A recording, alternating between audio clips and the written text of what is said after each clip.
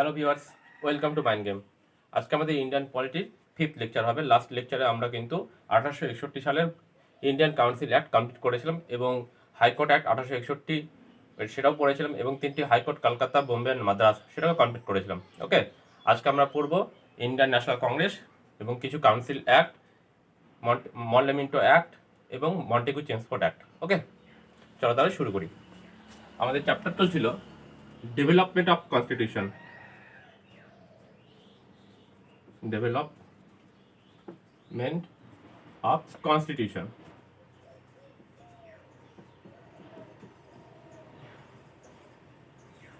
আজকে আমাদের শুরু হবে ন্যাশনাল কংগ্রেস থেকে। ওকে, ঘটনা হচ্ছে 1884 থেকে 1888। এই সময় আমাদের ভাইসরয় হিসাবে নিযুক্ত হয়েছিলেন লর্ড ডাফরিন। লর্ড ডাফরিন কি পদে? ভাইসরয় পদে। ওকে, লর্ড ডাফরিন। এই লর্ড ডাফরিনেরই বন্ধু ছিল A.O. হিউম, এরই ফ্রেন্ড ছিল A.O. হিউম। লর্ড ডাফরিনের টার্গেট ছিল ভারতের কিছু শিক্ষিত, ইংরেজি শিক্ষায় শিক্ষিত মানুষদের নিয়ে এটি টিম গঠন করবে এবং সেই টিমের দ্বারাই ভারতের শোষণ চালাবে। ওকে, ভারতীয়দের বিপক্ষে ইউজ করবে সেই টিমকে, সেটাই ছিল টার্গেট আমাদের লর্ড ডাফরিনের। সে কারণেই লর্ড ডাফরিন তার বন্ধুকে A.O. হিউমকে দিয়ে একটি সংস্থা প্রতিষ্ঠা করতে বলেন, যেটা হচ্ছে আমাদের কংগ্রেস। ওকে, সে কারণেই লর্ড A.O. হিউম 1885 সালে কংগ্রেসের প্রতিষ্ঠা করে কংগ্রেস। কে করে? আমাদের A.O. হিউম কংগ্রেসের প্রতিষ্ঠা করে 1885 সালে। যখন কংগ্রেস প্রতিষ্ঠিত হয়, এর প্রথম অধিবেশন হয় আমাদের মুম্বাইয়ে, ফার্স্ট কনফারেন্স। ওকে, ফার্স্ট সেশন কোথায় হয়? আমাদের মুম্বাইয়ে একটি কলেজে হয়। সে কলেজের নাম তেজপাল সংস্কৃত কলেজ।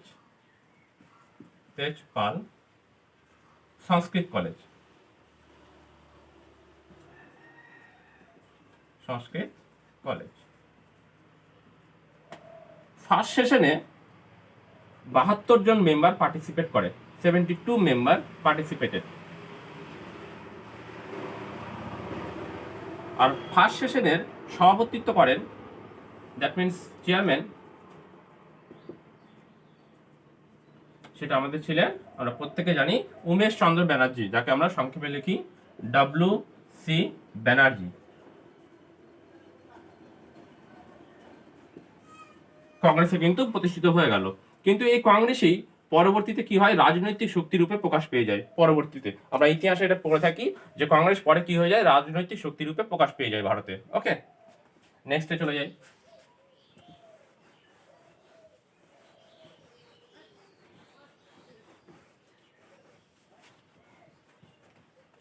নেক্সট হচ্ছে 1892 সাল। 1892 সালে পাস হয় ইন্ডিয়ান কাউন্সিল অ্যাক্ট।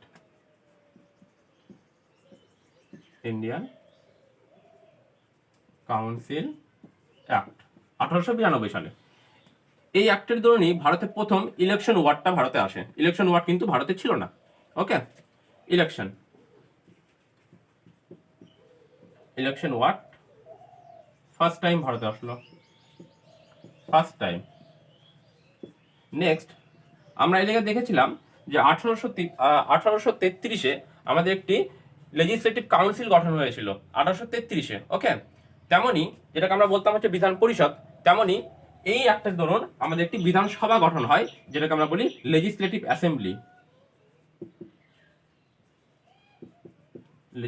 অ্যাসেম্বলি। যাকে আমরা বলি বিধানসভা।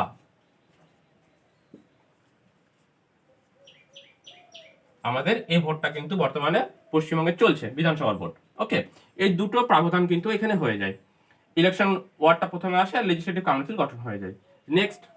নেক্সটে ভারতে 1905-এর দিকে শুরু হয় বঙ্গভঙ্গ আন্দোলন।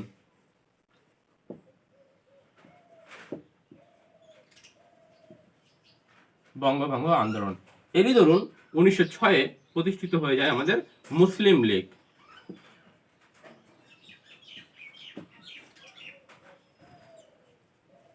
মুসলিম লীগ প্রতিষ্ঠিত হয়ে যায় কোথায়? সেটা হচ্ছে ঢাকাতে,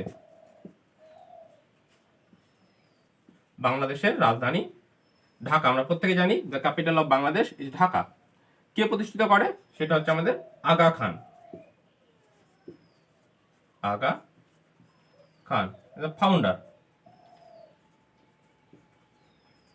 মুসলিম লীগ প্রতিষ্ঠিত হয়ে যায় 1906। ওকে, নেক্সটে চলে যাই। নেক্সট একটি অ্যাক্ট পাস হয় যেটা হচ্ছে 1909-এ, যাকে আমরা বলি মরলে মিন্টো অ্যাক্ট। ঘটনা হচ্ছে 1909 পাস হয় মরলে মিন্টো অ্যাক্ট। মরলে মিন্টো অ্যাক্ট। আমরা দেখেছিলাম যে 1858-তে যখন গভর্নমেন্ট অ্যাক্ট ইন্ডিয়া পাস হয়, সে সময় একটি নিউ পোস্ট ক্রিয়েট করা হয়েছিল যাকে আমরা বলি সেক্রেটারি অফ স্টেট বা SOS। এই মরলে ছিল সেক্রেটারি অফ স্টেট, যাকে আমরা সংক্ষেপে লিখলাম SOS। ওকে, আর এই মিন্টো ছিল আমাদের ভাইসরয়। এই মিন্টো কিন্তু আমাদের মিন্টো সেকেন্ড, কারণ মিন্টো ফার্স্ট মিন্টো সেকেন্ড দুটো আমরা ইতিহাসে পড়ে থাকি, এটা কিন্তু মিন্টো সেকেন্ড। মিন্টো সেকেন্ড এই ছিল আমাদের ভাইসরয়। এই মরলে মিন্টো অ্যাক্টের দ্বারাই একটি প্রাবধান করা হয়, যে প্রাবধানটা হচ্ছে সেপারেট ইলেকশন ডিভিশন ফর মুসলিম। মুসলিমদের জন্য সেপারেট ইলেকশন ডিভিশন থাকবে। দ্যাট মিনস যারা মুসলমান হবে তারা ফার্স্ট ভোট, ওরা ডবল ভোট দেওয়ার প্রাবধান করে দেওয়া হলো। মুসলমানরা ডবল ভোট দেবে, ফার্স্ট ভোট মুসলিম ক্যান্ডিডেটকেই দেবে এবং সেকেন্ড ভোট তাদের ইচ্ছাধীন দেবে, নিঃসন্দেহে তারা মুসলিমকেই দেবে। ওকে, এতে কি হয়? মুসলিমদের ভোটিং পাওয়ারটা বাড়িয়ে দেওয়া হয়, সংখ্যায় বেড়ে যায়। Separate election division for Muslim. Separate election division for Muslim. Okay, এতে কি হয়? ভারতে হিন্দু মুসলিমের মধ্যে কিন্তু বিভেদ তৈরি হয়ে যায় 1909 থেকেই। Second, Muslim goat special right of vote for voting. Muslim goat special right for voting. Voting এর জন্য কি হলো? মুসলিমরা স্পেশাল রাইট পেয়ে গেল এই মরলে মিন্টো অ্যাক্টের দরুন। ওকে, এটাই ছিল প্রথম অ্যাক্ট যার দরুন হচ্ছে হিন্দু আর মুসলিমের মধ্যে বিভেদ শুরু হয়ে যায় ভারতে, যেটা এখনো বর্তমানে আমরা দেখতে পাচ্ছি ভারতে। ওকে, নেক্সটে চলে যাই।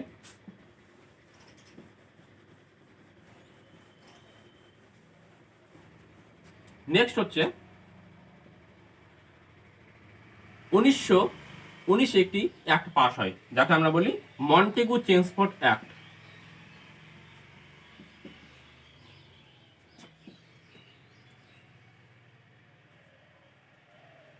মন্টেগু চেমসফোর্ড অ্যাক্ট, যেটা হচ্ছে 1919-এ। মন্টেগু ছিলেন সেক্রেটারি অফ স্টেট, যাকে আমরা বলি SOS, আর চেমসফোর্ড ছিল ভাইসরয়, ভারতে ভাইসরয়। এই ভাইসরয় পদ কবে ক্রিয়েট করা হয়েছিল? সেটা হচ্ছে আমাদের 1858-তে গভর্নমেন্ট অ্যাক্ট ইন্ডিয়া অনুযায়ী আমাদের গভর্নর জেনারেল অফ ইন্ডিয়া সেই পোস্টটিকে চেঞ্জ করে কি করে দেওয়া হয়? ভাইসরয় করে দেওয়া হয়। আমরা পড়েছিলাম আগের ভিডিওতে। ওকে, নেক্সটে চলে যাই। এই মন্টেগু চেমসফোর্ড অ্যাক্টের দরুন কি করা হয়? ভারতে বিভিন্ন প্রদেশে আবার ডায়াটি সিস্টেম লাগু হয়ে যায়। ওকে, ডায়াটি সিস্টেম applied.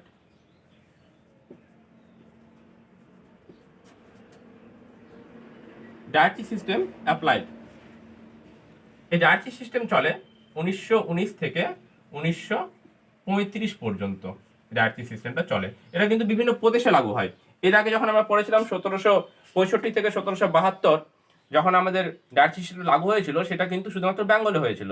এটা কিন্তু বিভিন্ন প্রদেশে লাগু হয়, প্রভিন্সিয়ালে লাগু হয়ে যায়। আমরা 3 ধরনের ডায়াটি সিস্টেম পড়ে থাকি।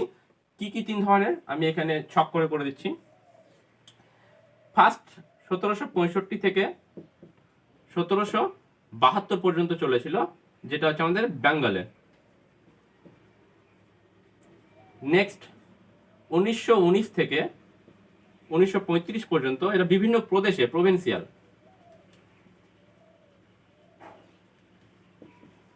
নেক্সট 1935-এ লাগু হয় সেন্টারে, কেন্দ্রে লাগু হয়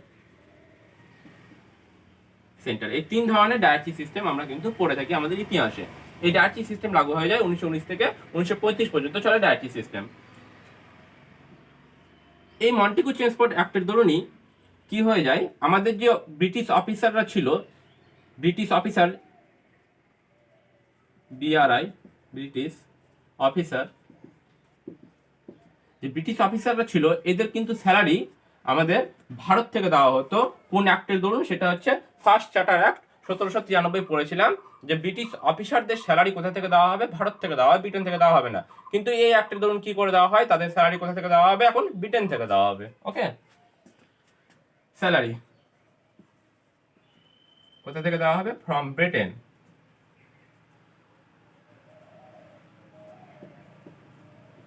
ব্রিটেন থেকে দেওয়া হবে আমাদের ব্রিটিশ অফিসারদের স্যালারি। 3 নাম্বার, ভারতে শুরু হয়ে যায় direct voting, direct election. Direct election আমাদের ভারতে 2 ধরনের ইলেকশন হয়, একটাকে আমরা বলি ডিরেক্ট ইলেকশন, আর একটাকে আমরা কি বলি? Indirect election. ওকে, প্রত্যক্ষ আর পরোক্ষ। প্রত্যক্ষ ভোট কাকে বলে? যে সমস্ত ভোটে, যে সমস্ত ইলেকশনে জনসাধারণরা ডিরেক্ট ভোট করে, যেমন হচ্ছে লোকসভার ভোট, যেটা প্রধানমন্ত্রী নিযুক্ত হয়, যেমন হচ্ছে বিধানসভা ভোট, মুখ্যমন্ত্রী নিযুক্ত হয়, যেমন হচ্ছে পঞ্চায়েত ভোট, আমরা ডিরেক্ট ভোট করি, যেমন হচ্ছে মিউনিসিপ্যালিটি ভোট।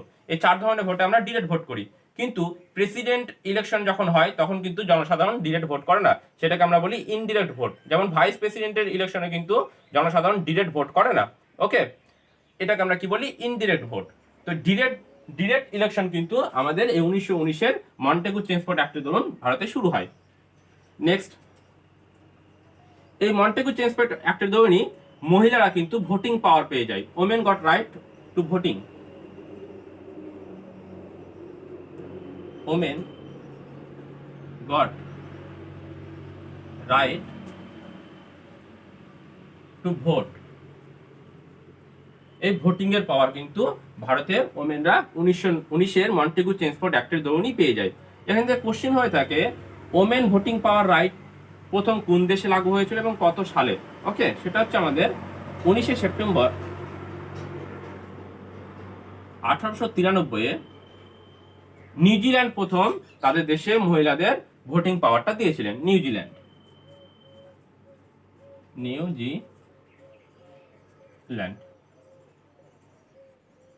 প্রথম আমাদের ভোটিং পাওয়ার দিয়েছিলেন মহিলাদের 19শে সেপ্টেম্বর 1893-এ। ওকে, নেক্সটে চলে যাই।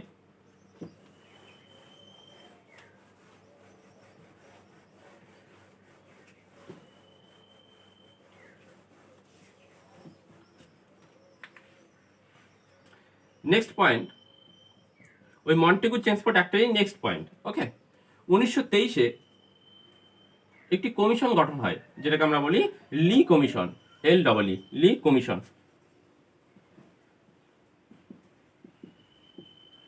1923-এ এই লি কমিশনের দরুনই 1926-এ এই লি কমিশনের রিকমেন্ডেশনে, সুপারিশে 1926-এ ভারতে একটি সেন্ট্রাল পাবলিক সার্ভিস কমিশন গঠন হয়।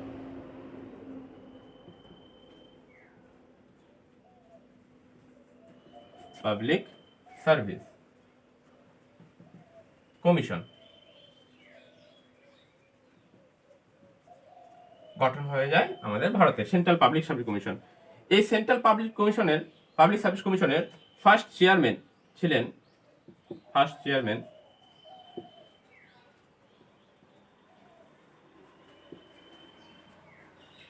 স্যার রস বার্কাস।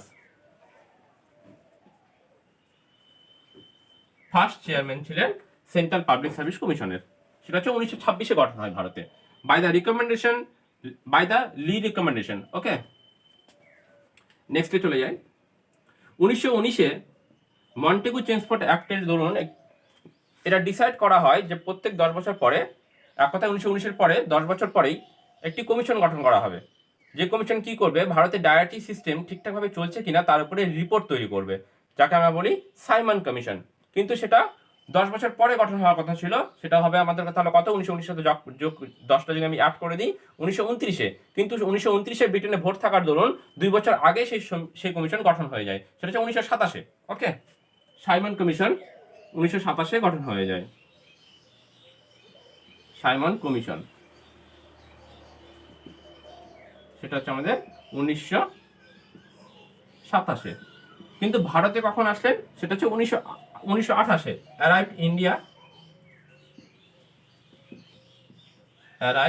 ইন ইন্ডিয়া, সেটা হচ্ছে আমাদের 1928-এ। সাইমন কমিশনের টোটাল মেম্বার ছিলেন 7 জন, টোটাল মেম্বার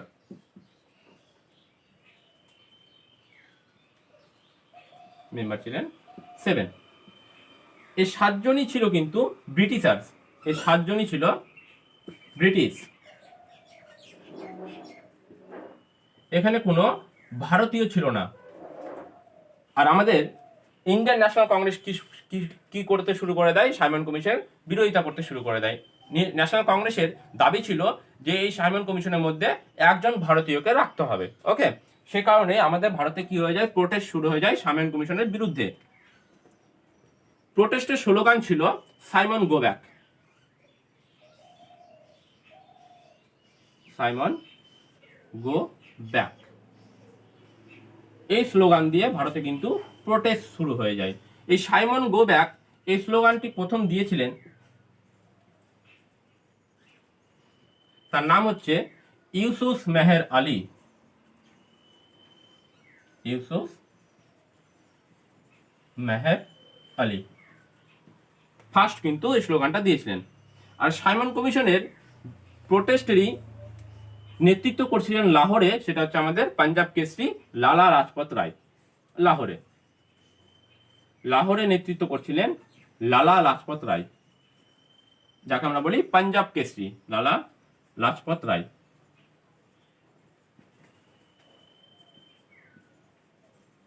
এটা আমরা কি বলে থাকি, পাঞ্জাব কেসরি। ওকে, লাহোরে লালা লাজপত রায় কিন্তু 1928-এ মারা যায়, 1928-এ ডায়েট মারা যায়। প্রোটেস্ট করতে গিয়ে পুলিশের লাঠির আঘাতে মারা যায়।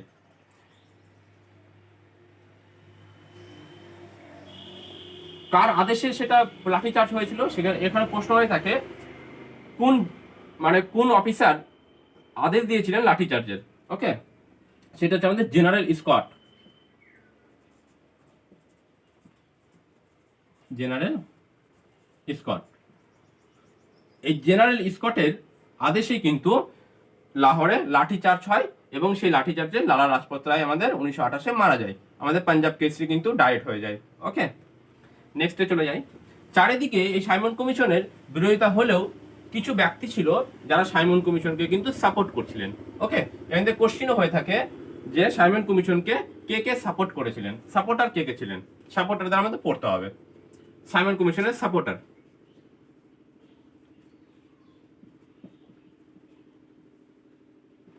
এখানে 3টে নাম পড়বো আমরা। First, doctor B.R..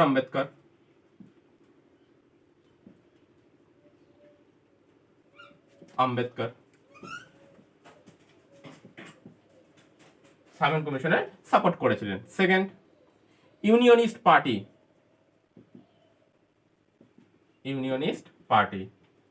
এও কিন্তু সাইমন কমিশনের সাপোর্ট করেছিলেন। নেক্সট, মোহাম্মদ সাফি গ্রুপ,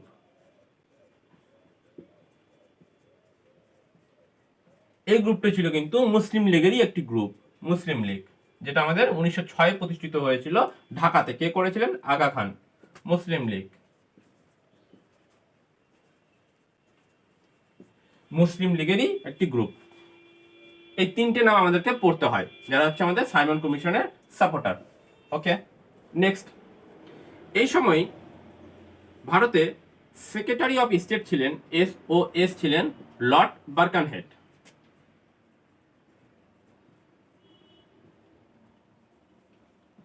আর কংগ্রেসের প্রেসিডেন্ট ছিলেন মতিলাল নেহরু, যে জওহরলাল নেহরুর বাবা। President of Congress president of Congress কে ছিলেন? আমাদের মতিলাল নেহরু। মতিলাল নেহরু।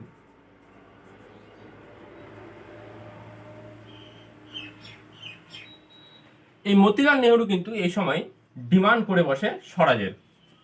ডিমান্ড, স্বরাজ, আমার স্বরাজ চাই, এই বলে ডিমান্ড করে বসে আমাদের মতিলাল নেহরু। স্বরাজকে আমরা কি বলি? Self rule. আমরা নিজেরা রাজ ব্যবস্থা চালাবো, এক কথায় স্বরাজ। ওকে, এই কারণেই বারকানহেট আর মতিলাল নেহরুর মধ্যে একটি চুক্তি হয়। মতিলাল নেহরু বলে আমার স্বরাজ লাগবে, কিন্তু বারকানহেট কি করে? মতিলাল নেহরুর সাথে চুক্তি করে, ভাই তুই যে স্বরাজ নিবি, তাহলে তুই একটা রিপোর্ট তৈরি কর যে তুই তোর রাজ ব্যবস্থাকে কিভাবে চালাবি, এবং সেই রিপোর্টে তুই কি কর? সর্বদলীয় বৈঠক ডাক এবং সমস্ত দলের নেতাদের সেখানে সিগনেচার নে, সবাই তোর রিপোর্টকে মানছে কিনা, তাহলে তোকে আমি স্বরাজটা দিয়ে দেবো। ওকে, এটা কিন্তু ডিল হয়ে যায়। এর দরুনই কি হয়, 1928-এ আমাদের মতিলাল নেহরু একটি কমিটি গঠন করে, যে কমিটি কি করবে? সেই রিপোর্ট তৈরি করবে যে কিভাবে আমাদের রাজ ব্যবস্থাকে চালানো হবে। ওকে, নেক্সটে চলে যাই, আমাদের নেহরু কমিটি।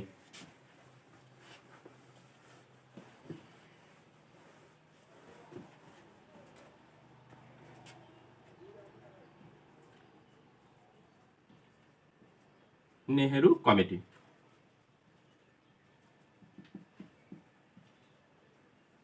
নেহরু কমিটি গঠন হয় 1928-এই। 1928-এ নেহরু কমিটি গঠন হয়ে যায়। এই কমিটিতে টোটাল 11 জন মেম্বার ছিলেন। ওকে, যাকে আমরা লিখি 1 + 10, টোটাল 11। কারণ হচ্ছে একজন ছিল কি? চেয়ারম্যান। টোটাল মেম্বার একজন ছিলেন চেয়ারম্যান, আর বাকি 10 জন ছিল কি? Others member. ওকে, এই নামগুলো আমাদেরকে এখানে পড়তে হবে, আমরা একদার থেকে লিখবো এখন। ওকে, ফার্স্ট চেয়ারম্যান। চেয়ারম্যান কে ছিলেন? সেটা হচ্ছে আমাদের মতিলাল নেহরু।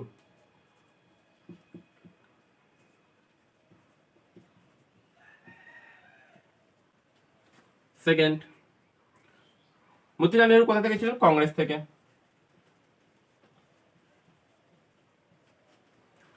সেকেন্ড হচ্ছে আমাদের সুভাষচন্দ্র বোস।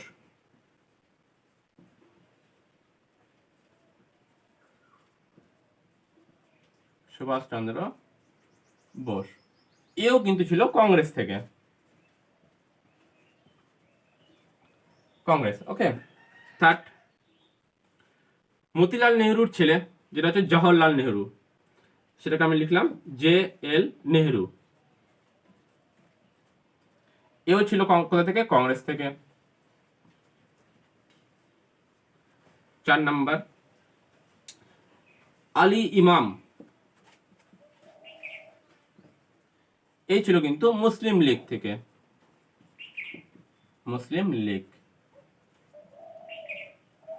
5 নাম্বার, সৈয়দ কুরেশি।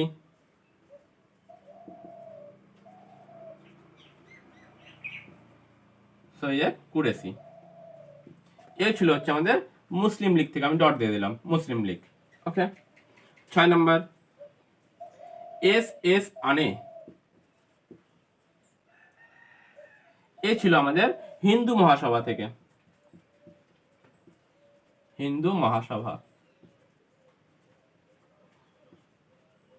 ওকে, 7 নাম্বার, MR জাইকার।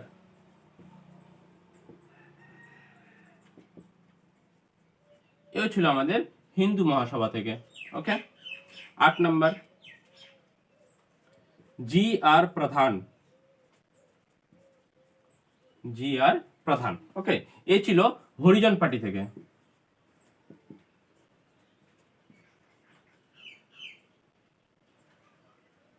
হরিজন পার্টি।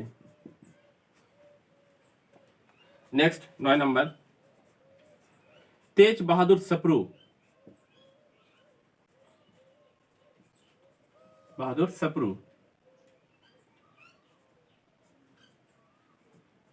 এই ছিল আমাদের লিবারাল পার্টি থেকে। Liberal party. ওকে, জায়গা হচ্ছে না এখানে, এখানে লিখে দিই 10-11। Next 10 number M N Joshi.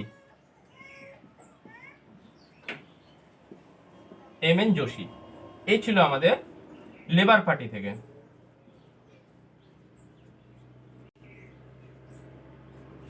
11 number ছিলেন মঙ্গল সিং। মঙ্গল সিং, ওকে। মঙ্গল সিং ছিল শিখ থেকে, SIKH, শিখ থেকে।